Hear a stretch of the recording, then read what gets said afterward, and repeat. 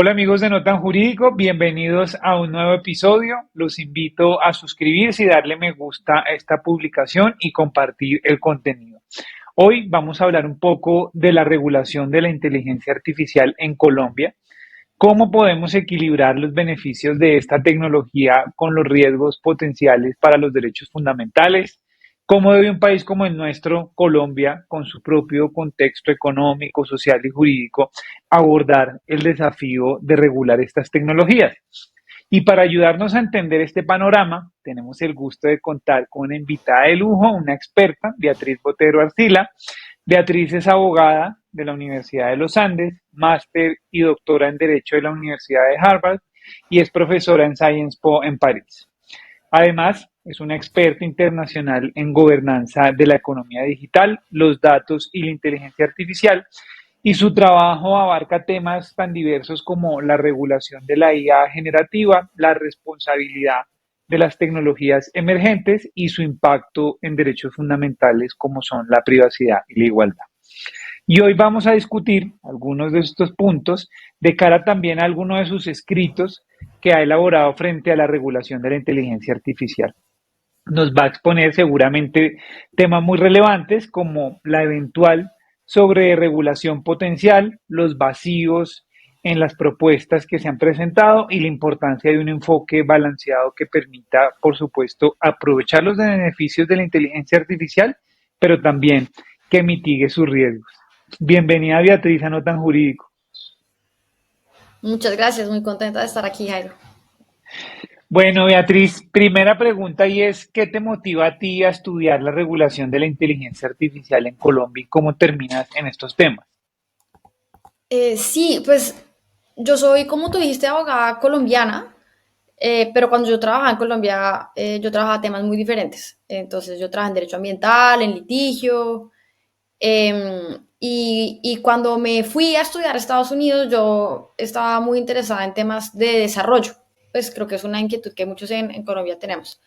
Y fue en Estados Unidos que descubrí como la conversación sobre la regulación de la inteligencia artificial, los datos, y esto fue más o menos al principio, como por ahí en 2016, 17. Entonces yo empecé a pensar la inteligencia artificial pensando mucho más como en los primeros países que se montaron a este bus, que fueron pues Estados Unidos, Europa, China siempre es parte de la conversación, pero yo no soy parte de China. Y la mayoría de mi trabajo académico todavía se preocupa o trabaja sobre todo problemas en estos países, pero pues siempre, digamos, Colombia es mi casa y siempre ha estado ahí para mí. Entonces trabajé un rato en FinTech mientras hacía mi doctorado. He liderado proyectos sobre vigilancia en ciudades en Colombia. Entonces como que siempre lo he tenido ahí y ahorita pues que se está hablando más de inteligencia artificial en Colombia, pues tengo un interés como en traer, digamos, mi academia a pensar que es distinto, que es parecido en Colombia. Mira que ya es la segunda persona. La semana pasada tuvimos un invitado también y un podcast y el primer, digamos, el primer tema al que se acercó del derecho fue el tema ambiental, igual que lo que me decías tú, que lo primero que te dedicaste era el tema del derecho ambiental y pues todo te llevó a terminar cambiando un poco el tema. Y tú nos has hablado mucho de esa experiencia que tienes de otras regulaciones distintas de varios países. ¿Cómo se diferencia el contexto colombiano con el de esos otros países? Sí, esa es una muy buena pregunta. Yo creo que depende con qué país estamos comparando Colombia, ¿no? Entonces Colombia es un país de ingreso medio y en muchas cosas se parece a otros países de ingreso medio, como Perú, por ejemplo, o Romania en el este de Europa. Eso quiere decir que son países desiguales, pero donde los ricos no son muchos ni muy ricos. Eso es muy diferente, por ejemplo, a la desigualdad en Estados Unidos, que también es alta, pero es muy diferente. Tenemos altos niveles de informalidad, pero no altísimos, por ejemplo, comparados con países africanos, donde es casi el 85-90% de la economía. Y al mismo tiempo, pues tenemos pues, muchos retos todavía, pero un aparato institucional relativamente sólido. Nuestras ciudades son grandes y son como focos de la economía global. Uno en Bogotá o en Medellín come en restaurantes no muy diferentes de los que comería en París o Nueva York. O sea, estamos en la mitad. Y en ese sentido, pues somos parecidos a otros países que están en la mitad. Pero si nos estamos comparando con los países que están liderando la agenda regulatoria, somos muy diferentes. Los países, o digamos, la Unión Europea no es un país, es una unión de países, pero nosotros somos muy diferentes a los principales países de la Unión Europea, que son Francia, Alemania, incluso España, Italia en estos días. Y también somos muy, muy diferentes de Estados Unidos. Y yo creo que a la hora de copiar modelos regulatorios, pues tenemos que ser muy conscientes de que somos muy diferentes a los países que están regulando. China también es un país que está regulando, pues, o tiene una agenda de inteligencia artificial muy fuerte y también es muy diferente a nosotros. Yo creo que una diferencia principal es que son países que tienen economías mucho más ricas y productivas que la nuestra. China tiene muchas desigualdades territoriales, pero es muy particular en muchas cosas y son grandes centros de desarrollo de inteligencia artificial. Tienen grandes empresas de tecnología, tienen grandes mercados tecnológicos, tienen mucha penetración en su sector público y privado. Vale la pena decir que a Colombia le va muy bien en los índices de digitalización del Estado, pero en ese sentido somos muy diferentes a los otros grandes países. Entonces, para resumir, tal vez tres, bueno, si quieres pregúntame ya, creo que tienes ahí otra pregunta. Bueno, sí, perfecto. Eh, ya has hablado un poco sobre el tema de la inteligencia artificial para asegurarnos, digamos, que todos estemos en la misma sintonía. Cuéntanos un poco de qué se entiende por inteligencia artificial y cuáles son algunos de sus beneficios de cara a lo que has podido encontrar. Muy bien. Bueno, la inteligencia artificial no es un término técnico. Eso es muy importante. Cuando uno habla de inteligencia artificial, está hablando de varias tecnologías y técnicas que pueden ser bastante diferentes entre sí. Una de, por ejemplo, se llama Machine Learning, que de pronto la gente la ha oído nombrar, pero también hay técnicas estadísticas que entran a hacer lo que llamamos inteligencia artificial. Y lo que tienen en común estas técnicas es que son capaces de inferir de un input que uno le da al algoritmo ciertos patrones que le permiten producir contenido, generar predicciones o recomendaciones. Un elemento esencial de esto es que la inteligencia artificial funciona con muchos, muchos, muchos datos.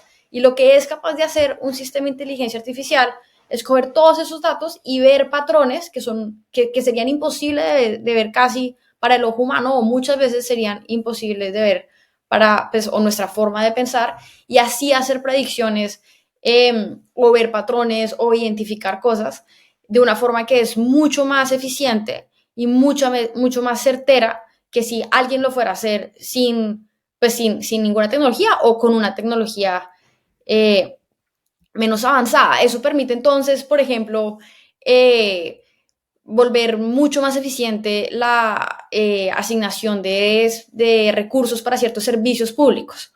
Una ciudad puede hoy en día predecir con bastante certeza cuándo se va a usar agua de cierta manera o cómo se va a usar la electricidad y eso permite hacer decisiones de asignación de recursos que hacen que el sistema se vuelva a la larga mucho más eficiente. Otros ejemplos, por ejemplo, muy bonitos son en el campo de la medicina, en que con sistemas de inteligencia artificial de reconocimiento de imágenes, que es una de las tecnologías, por ejemplo, pues más interesantes y también probablemente más avanzadas, se pueden hacer diagnósticos mucho, mucho antes de lo que un médico habría visto que hay algo raro pasando. Entonces, las inteligencias artificiales que se dedican a hacer imágenes diagnósticas pueden ver que hay un tumor en alguna parte mucho antes que un humano porque pues ven al nivel del píxel. Entonces, con buena imagen son capaces de ver cosas que el ojo humano no puede ver. Muy interesante. Y tú hablas, y en general se habla, de sistemas de inteligencia artificial inofensivos y otros riesgosos. ¿Cuáles son los riesgosos? ¿Cuáles son los inofensivos? Y eventualmente dirías tú que la regulación debería estar enfocada principalmente en los riesgosos o en ambos. Sí, esa es una muy buena pregunta. Generalmente se habla de sistemas de inteligencia artificial riesgosos o no riesgosos, pero yo creo que ese lenguaje es un poco coloquial y es un proxy para realmente referirse al sector y las situaciones en las que se está usando inteligencia artificial, que es riesgoso o no riesgoso. Entonces te voy a dar un ejemplo. Muchos de, pues yo, pero también probablemente tú o muchas de la gente que nos está oyendo, usa reconocimiento facial para desbloquear su celular. Entonces, pues si uno tiene un smartphone hoy en día relativamente avanzado, pues puede desbloquear su celular con reconocimiento facial y eso es, de nuevo, una tecnología de reconocimiento de imágenes. Yo le mostré en algún momento varias veces al celular mi cara y él identifica un montón de patrones en mi cara de forma tal que en las veces futuras en las que yo le muestro mi cara, dice, ah, sí, esa es Beatriz y puede acceder al celular, al banco, lo que sea. Esa es una tecnología que en el caso del celular, pues no pasa nada. Como, y si un día, no sé, hay veces yo uso gafas y hay veces las gafas no me las coge tan bien, no pasa nada, como que lo desbloqueo con mi contraseña y ya.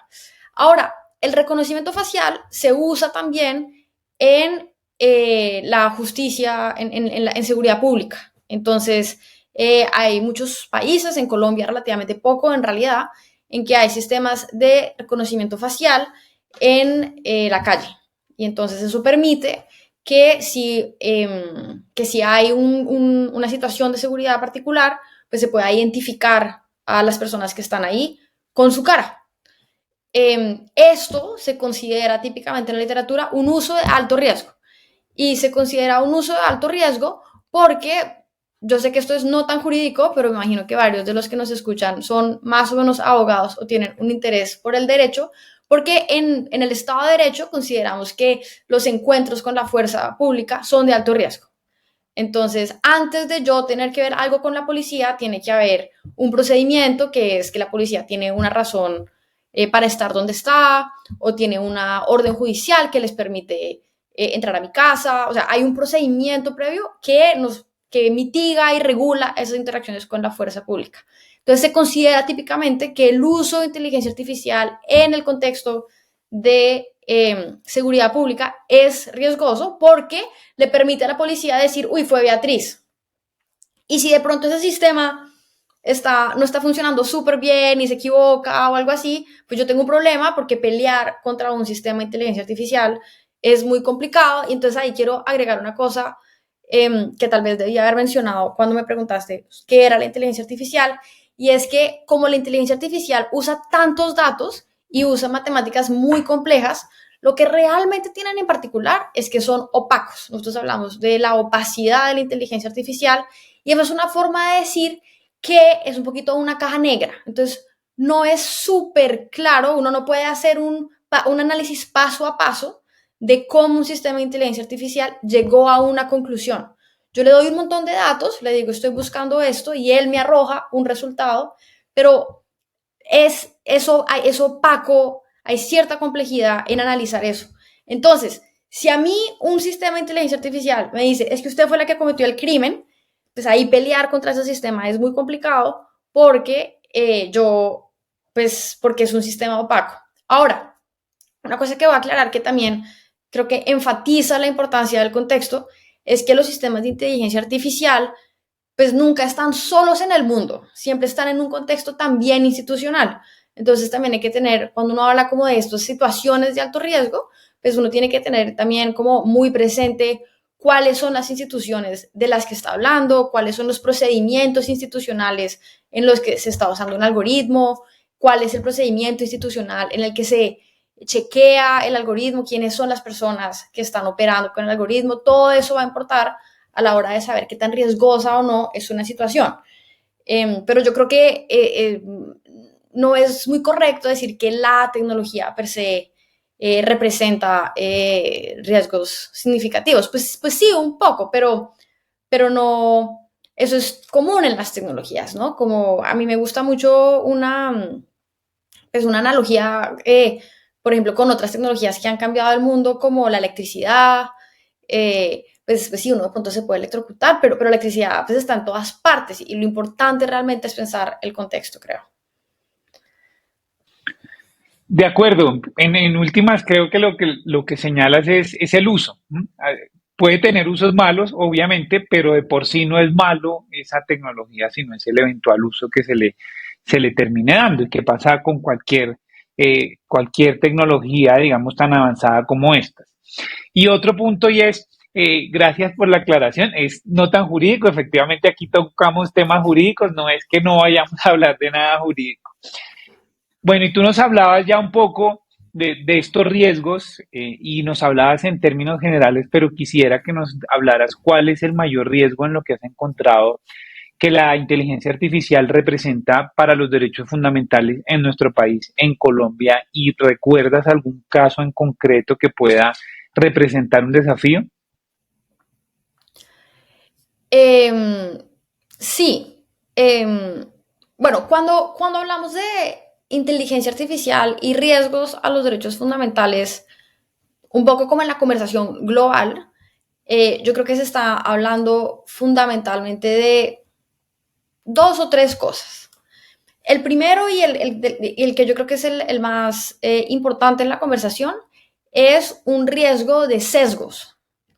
Entonces, si volvemos como al análisis inicial, pues, o la explicación inicial que di, la inteligencia artificial, cualquier algoritmo, lo entrenamos con un montón de datos y en función de esos datos, el algoritmo va a llegar a una conclusión sobre una situación dada. Eso quiere decir que la calidad del resultado que arroje un sistema de inteligencia artificial depende de forma muy, muy importante de la calidad de los datos. Cuando empezamos a usar inteligencia artificial en decisiones que tienen implicaciones en la vida de la gente, que yo creo que es ahí donde está realmente el riesgo, ahí hay un problema de pues hay que ponerle atención a la calidad de los datos con que estamos entrenando el sistema de inteligencia artificial. Y pasa mucho o bueno, no pasa mucho, vivimos en un mundo desigual en todas partes, como con mayores y menores y diferentes desigualdades, pero pues el mundo es un mundo desigual y entonces los datos que tenemos sobre el mundo reflejan esas desigualdades. Y entonces el sistema de inteligencia artificial, salvo que esté muy bien ajustado o haya alguien que lo sepa operar muy bien y sea capaz de ver eso, va a reproducir la desigualdad que vio en los datos. Entonces, un ejemplo como pues de libro de texto más o menos es que en Estados Unidos la población en las cárceles tiende a ser, por motivos previos a la tecnología de la que estamos hablando, tienden a ser hombres jóvenes, en alguna parte de entre 18 y 28 años, sobre todo negros y latinos. Y eso es porque esa es una sociedad con esa desigualdad particular y entonces la población carcelaria es esa. Ahora, hay una anécdota gringa pues muy, muy horrorosa en la que en los juzgados quisieron implementar unos algoritmos para acelerar, pero pues para entender mejor cuánto tenían que meter la gente a la cárcel y cuándo podían decir como que alguien no representaba un peligro realmente en la sociedad y podía estar fuera de la cárcel durante el proceso. Entonces dijeron, no, pues lo que vamos a hacer es que lo vamos a entrenar con los datos de la gente que está en la cárcel para saber quién tiende a estar en la cárcel y así saber a quién tenemos que meter a la cárcel. Pues con la explicación que yo ya di, el resultado del algoritmo, digamos, no es sorprendente. El algoritmo tiende a marcar como más peligrosos a la gente que es un hombre joven de entre 18 y 28 años, negro y latino, pues porque son los datos con los que lo entrenaron. Pero entonces el sesgo de la inteligencia artificial es que tienda a reproducir esos sesgos que ya tenemos en el mundo. Otro ejemplo, digamos, muy sencillo también, es que Amazon hace muchos años, voy a aclarar, esto se puede corregir técnicamente y la parte técnica alrededor de esto está muy avanzada, pero de eso es lo que estamos hablando. Amazon hace muchos años quiso encontrar dentro de Amazon mismo a sus futuros líderes. Y entonces lo que hicieron fue enseñarle un algoritmo y le dijeron, mire, estos son como los líderes de Amazon hoy en día y nos parecen buenísimos, como Jeff Bezos y pues, no sé, sus colegas. Muéstrenos entre la gente que hay en Amazon quién es el futuro Jeff Bezos. Bueno, pues todo el liderazgo de Amazon en ese momento eran hombres o eran sobre todo hombres y entonces cuando le dieron pues ya un pool diferente, el algoritmo pues tendió a marcar hombres y no mostró mujeres, pero era simplemente porque en los datos con que lo habían entrenado no había mujeres. De eso hablamos cuando hablamos de sesgo, pero como los algoritmos son opacos y como el mundo es desigual, es muy difícil pillarse a veces que eso está mal, porque no sabemos cómo llegó a esa conclusión y también, pues si uno le dicen, no, mire, este man tiene mucho potencial de CEO, uno dice, pues sí, y capaz sí. Lo que pasa es que de pronto hay una mujer que no mostró. Eso es lo que es muy difícil de hacer. Otras decisiones, pues como otros dos retos importantes para los derechos fundamentales son uno, que pues es claro en lo que acaba de decir, que es un problema de debido proceso, y es cómo se llegan a resultados en decisiones que se toman sobre mí a la medida en que se empiezan a usar estos algoritmos en más decisiones que me afectan. Y hay un tema sobre el que yo tengo pues pensamientos, pero no importa, como sobre el uso de mis datos personales a la hora de entrenar estos algoritmos. Esos son eventualmente como en la literatura los datos más, los riesgos más importantes. Yo creo que pues hay algo como también de trabajo que no es realmente un derecho fundamental de primera generación, sino digámosle de segunda, pero pues eso es también importante. Yo creo que una cosa, y yo sé que ya me estoy extendiendo en esta respuesta, entonces voy a dejarte avanzar un segundito. Yo creo que una cosa que es muy interesante en el caso colombiano son dos. Uno, no tenemos datos o yo no conozco, no tenemos escenarios como de incidentes. Yo te acabo de contar una historia, dos historias en Estados Unidos, en Europa también hay. En Colombia yo no conozco incidentes. Eso es muy importante porque yo creo que el primer paso regular en Colombia sería, bueno, ¿qué está pasando? En los Andes hay un proyecto muy interesante de un colega, Juan David Gutiérrez, que está haciendo un registro de inteligencia artificial para saber al menos dónde se está usando, para qué. Yo creo que ese es un primer dato, un primer paso muy importante. Otro dato que yo creo que es muy bonito es que nosotros tenemos una constitución muy funcional a la hora de proteger derechos fundamentales. Y entonces yo creo que vale mucho la pena, antes de regular y copiarnos de otra cosa, pensar cómo está funcionando nuestra constitución para este reto nuevo. ¿Se adaptó? ¿No se adaptó? Como realmente pensarlo desde nuestro contexto.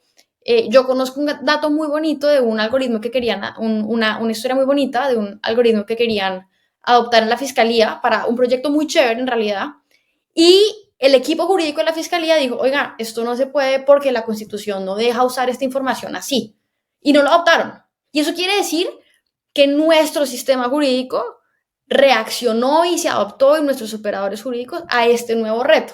Yo creo que ese algoritmo debió haberse adaptado, de hecho, pero me parece interesante pensar que la Constitución dijo, oiga, que había un riesgo de discriminación importante y entonces ese algoritmo no, y los abogados dijeron, no, no se puede.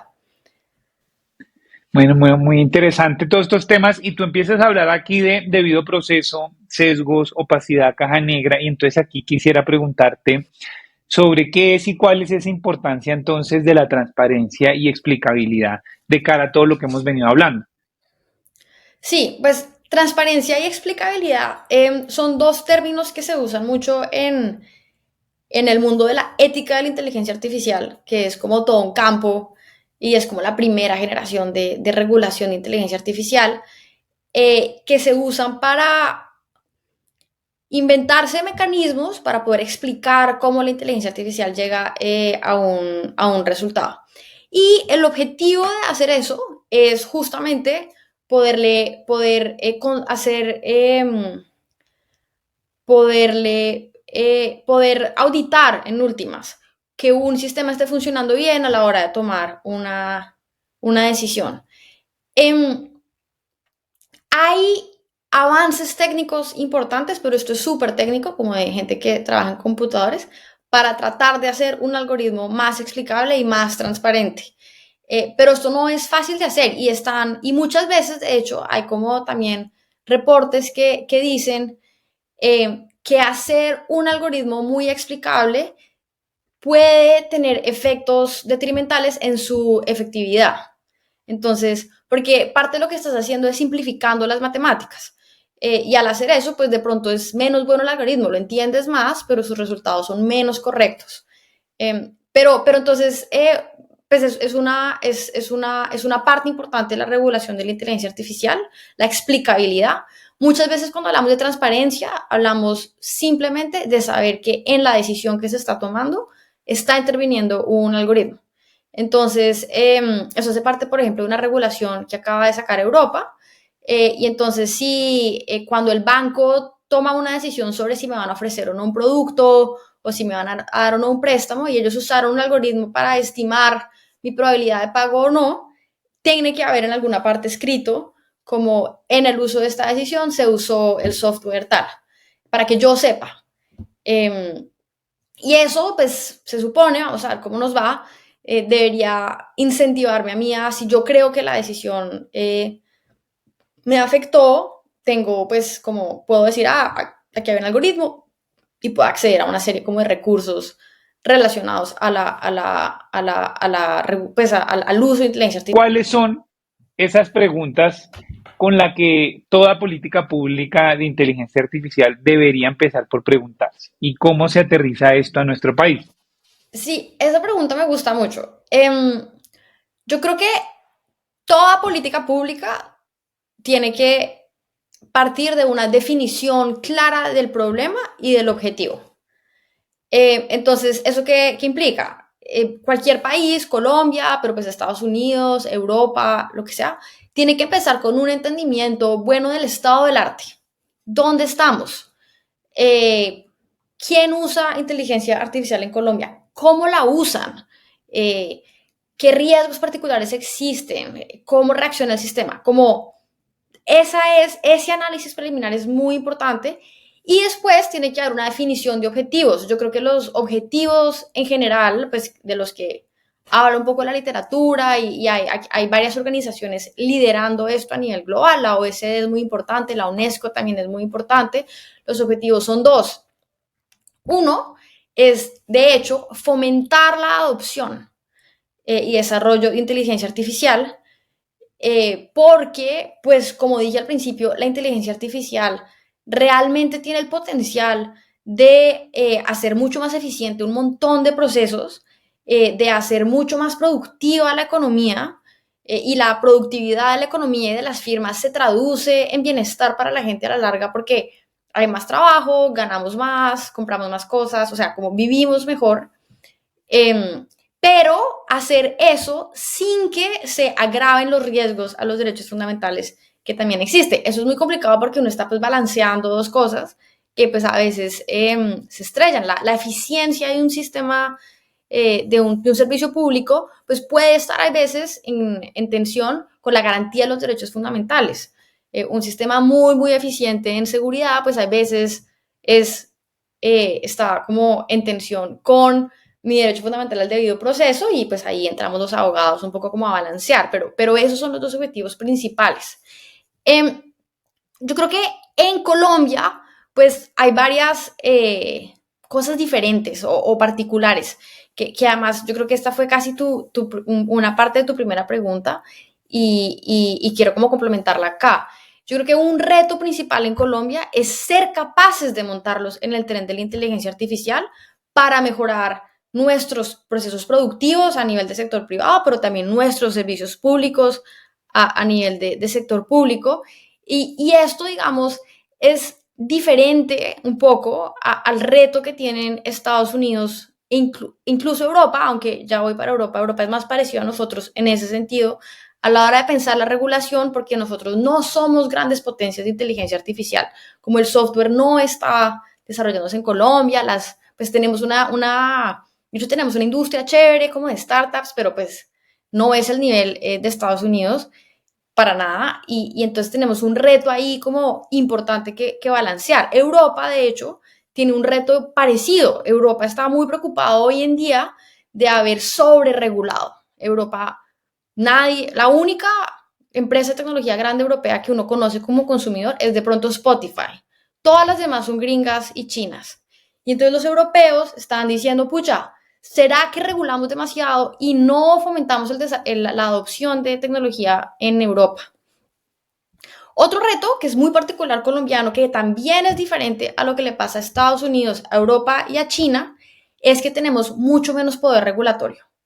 Entonces, Europa es un mercado muy grande, son 450 millones de personas, que es gente que gasta y tiene pues dinero, y entonces para una empresa de tecnología es muy costoso no estar en Europa.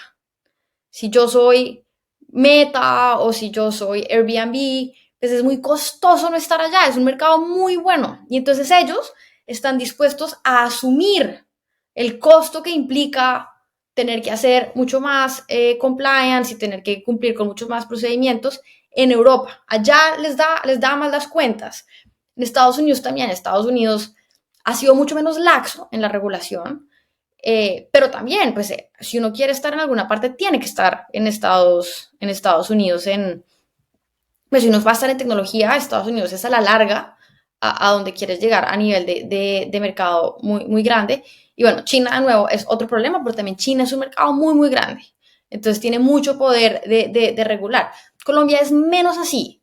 Entonces, si Colombia, digamos, sobre regulara, que no creo que es, no sé, pues la regulación de la tecnología en Colombia no es el único problema, pero Colombia no es un mercado lo suficientemente atractivo como para que la gente diga, claro, como hay que estar en Colombia y por lo tanto no importa que el costo de compliance sea muy alto. Al contrario, nuestro reto es atraer inversión e incentivar la innovación, inversión local sin espantarla. Espantarla es como, suena mal porque yo creo que ni siquiera es que se vaya a ir, es que de pronto no va a llegar. Si resulta que adoptar inteligencia artificial es muy complicado a nivel de firma, porque yo tengo una empresa de abogados o una distribuidora de algo, o sea, no tiene que ser muy grande, pero si resulta que adoptar esto es muy complicado porque me cae mucha regulación, pues es que de pronto no la adopto y ya. Y entonces eso pues también tiene costos. Y el tercer reto, que yo creo que pues es más como en la onda más tradicional de derechos fundamentales, es que pues como Colombia es un país igual desigual y de alta informalidad, pues también hay riesgos de que estos sistemas reproduzcan esos biases, esos sesgos sociales pues que ya tenemos, ¿no? Como porque es un contexto altamente desigual, la información con que vamos a alimentar algunos sistemas, pues hay que tratarla con cuidado. Eso no quiere decir que no se deba hacer, ¿no? Por ejemplo, con nuevos tipos de información que se producen en Internet. Hay muchas cosas que se pueden corregir, pero se trata más bien de mirarlo con cuidado. Bueno, y ya entremos un poco a los proyectos legislativos en Colombia. Sí. Y en los proyectos legislativos, tú mencionas que has encontrado en alguno de estos que son sobreinclusivos. Háblanos un Ujú. poco de por qué son sobreinclusivos y si ese enfoque sobreinclusivo tendría o qué implicaciones tendría frente a la innovación tecnológica en el país. Sí, es una pregunta muy chévere. Voy a aclarar que yo estuve más pendiente de la agenda legislativa en esto el semestre pasado que este, pero creo que lo que voy a decir se mantiene. Eh, un problema que tiene toda la gente que está regulando inteligencia artificial en todas partes, tiene un problema para empezar con la definición.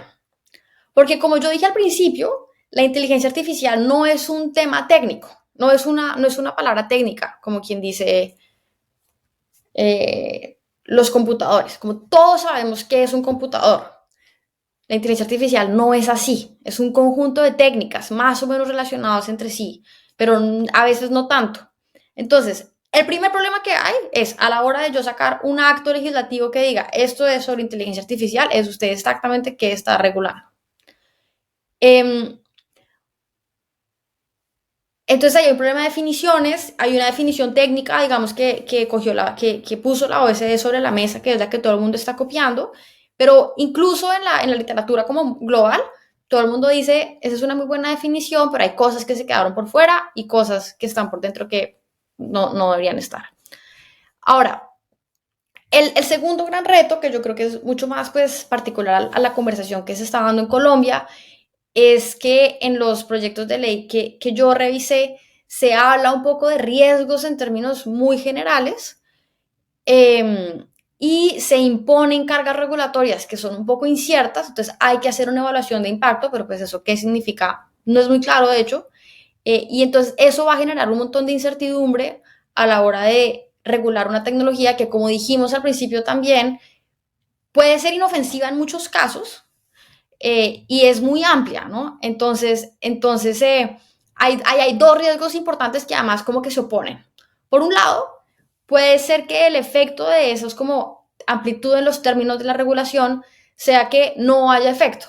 Todo el mundo va a decir, no, lo que yo hago en verdad no cabe ahí porque yo hago esta otra cosa que es una técnica muy particular y eso no está en esa definición de inteligencia artificial.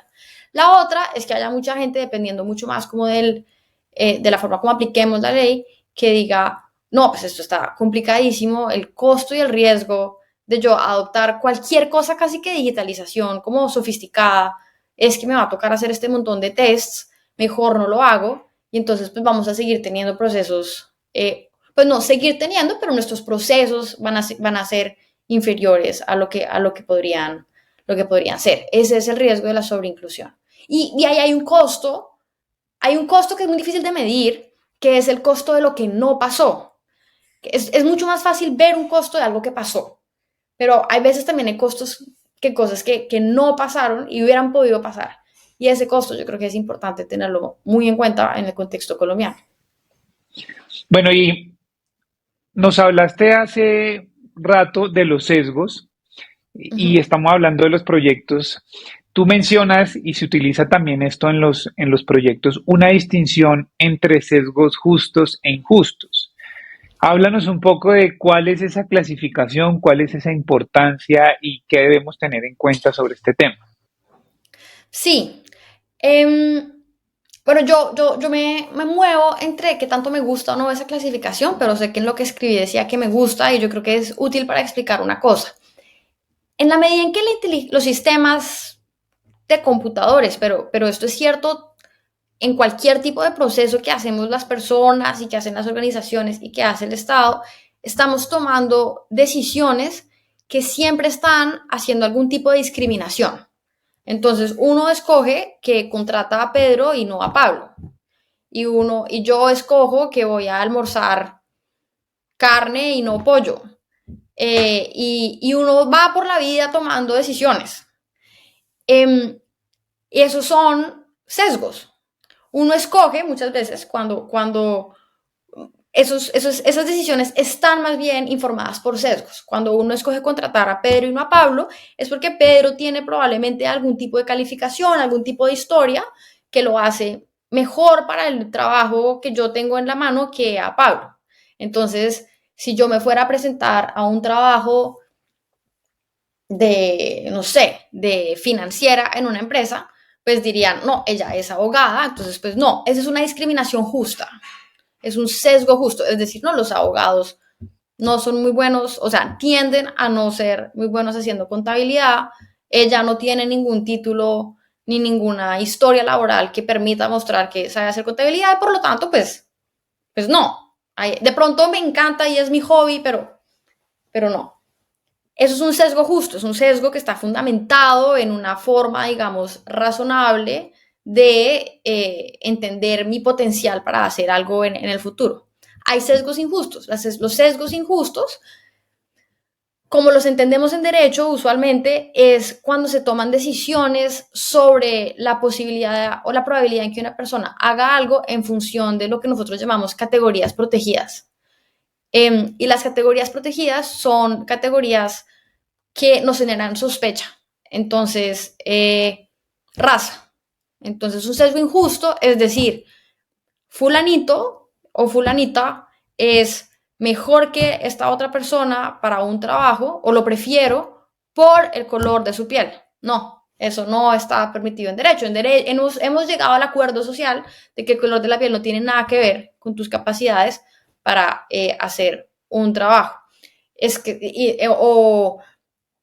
eso de nuevo, pues si nos están escuchando todavía, pues eso va al ejemplo del uso de inteligencia artificial a la hora de tomar decisiones sobre quién va a ser el nuevo jefe o a quién hay que meter a la cárcel. Lo que es importante es que, es que la decisión se tome con base a criterios, digamos, razonables y aceptados y no a criterios con los que hemos llegado a la decisión en sociedad que no se toman. Eso es un sesgo injusto y yo creo que en inteligencia artificial, pues cuando pensamos en esos sistemas, la distinción es útil.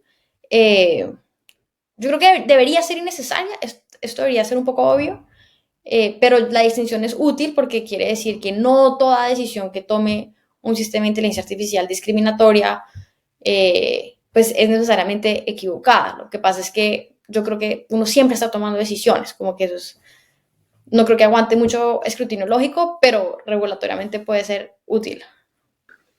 Ok, muy interesante. Y bueno, tú dices en distintos escenarios la importancia de fortalecer nuestros sistemas de educación de cara a la introducción de la inteligencia artificial. ¿Qué papel crees tú que debe desempeñar la educación en el fortalecimiento del ecosistema de la inteligencia artificial en Colombia? ¿Qué cambios serán necesarios?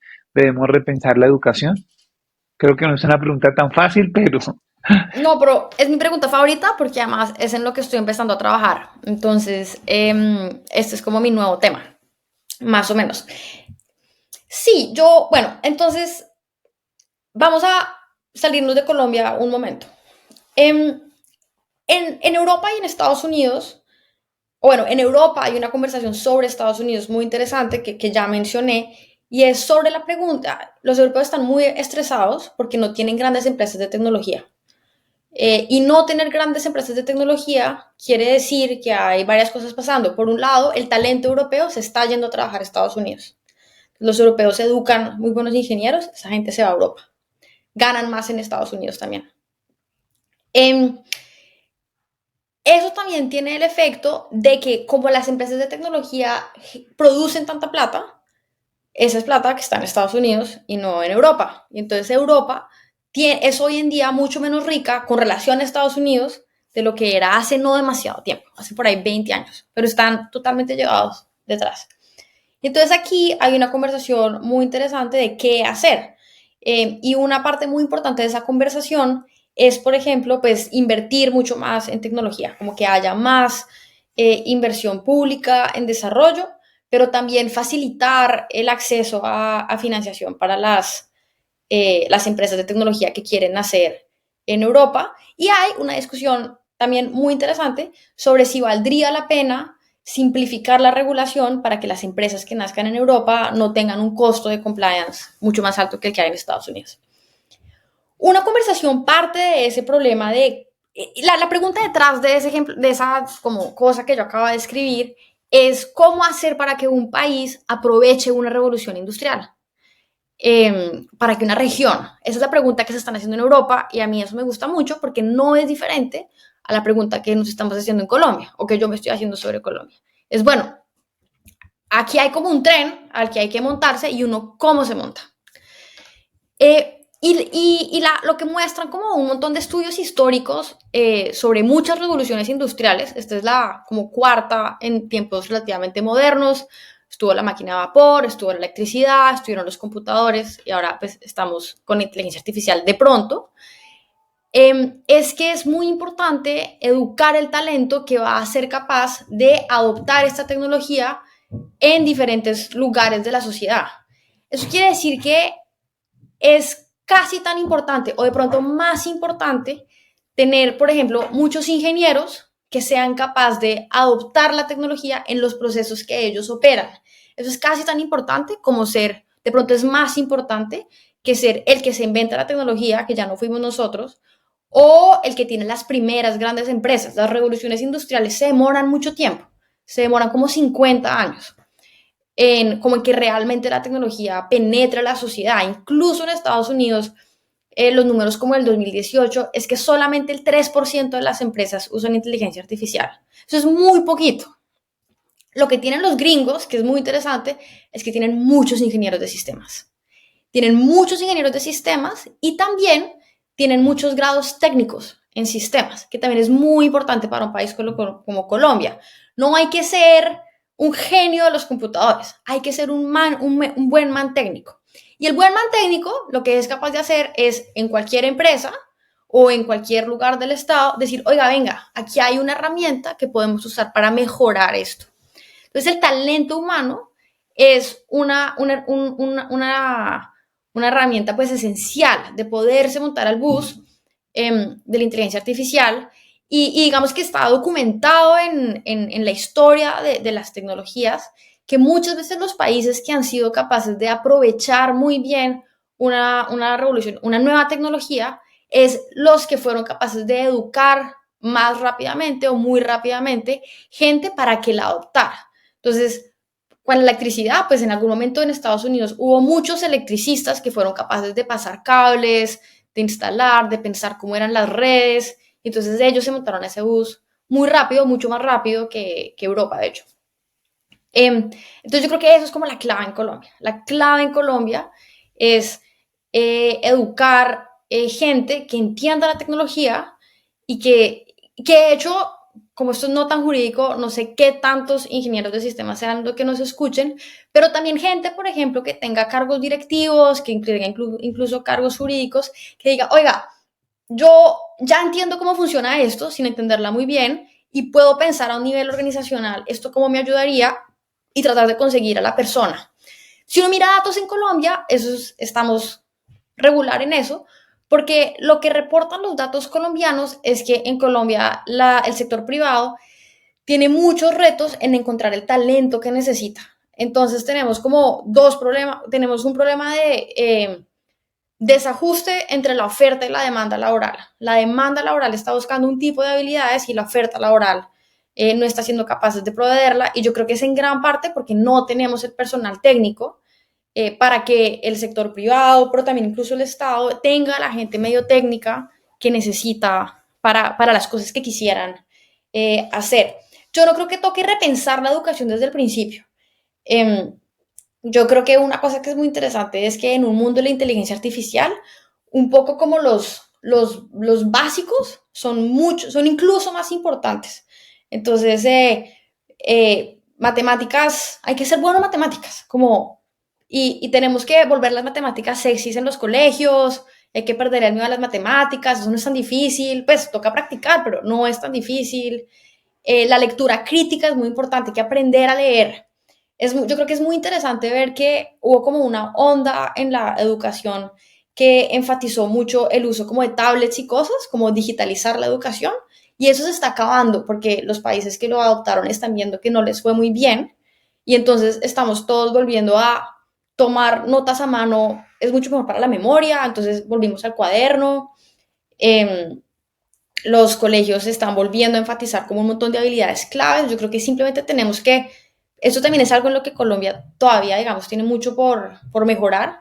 Tenemos que volvernos muy buenos en lo básico otra vez, y yo enfatizaría mucho como el función de instituciones, la función y la importancia de instituciones como el SENA, o fortalecer la educación superior, pero no los Andes, no el externado, no la Nacho, esa gente, pues no, la nacional y la universidad pública tiene una función muy importante, pero en Colombia hay universidades muy, muy buenas, pero hay muchas que toca fortalecerlas para poder, digamos, esparcir las habilidades que se necesitan. Y esas habilidades son técnicas. Yo quisiera, pues yo soy abogada, pero una misión mía en la vida es probablemente que en Colombia debería parecernos mucho más chévere ser ingeniero que ser abogado.